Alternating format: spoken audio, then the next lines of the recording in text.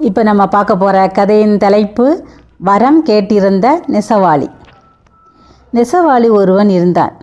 அவன் நெசவு செய்து கொண்டிருந்த தறிமரம் ஒரு நாள் முறிந்து விட்டது. அதற்கு பதில் மரம் வெட்டி வர காட்டிற்கு சென்றான். அங்கு வாகை மரம் ஒன்று இருந்தது. அதை வெட்ட அவன் முயலும்போது அந்த வாகை மரத்தில் தங்கியிருந்த ஒரு இயக்கன், இது என் இருப்பிடம், இதை வெட்டாதே, இதற்கு பதில் நீ ஒரு வரம் கேள், தருகிறேன் என்று கூறினான். சரி, நாளை வருகிறேன் என்று கூறிவிட்டு நெசவாளி வந்துவிட்டான். அன்றே தன் நண்பனான நாவிதன் ஒருவனை என்ன வரம் கேட்கலாம் என்று யோசனை கேட்டான். நீ ஓர் அரசனாக வரம் கேள், நான் உன் மந்திரியாக வந்து விடுகிறேன் என்றான் நாவிதன். அன்று இரவு தன் மனைவியிடம் இதை பற்றி சொன்னான்.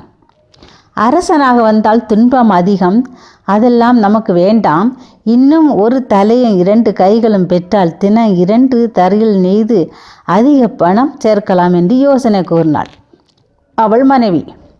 நெசவாளியும் இதையே நல்ல யோசனை என்று தேர்ந்தெடுத்து கொண்டான். மறுநாள் ஏகனிடம் சென்று வரம் கேட்டான். அவனும் மறுக்காமல் கொடுத்தான்.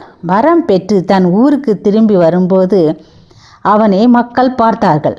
அவன் 2 தலையும் 4 கைகளையும் கண்டு இவன் யாரோ பெரிய அரக்கன் என்று நினைத்து கொண்டு ஊரில் இருந்தவர்கள் கல்லால் எறிந்து அவனை கொன்றுவிட்டார்கள்.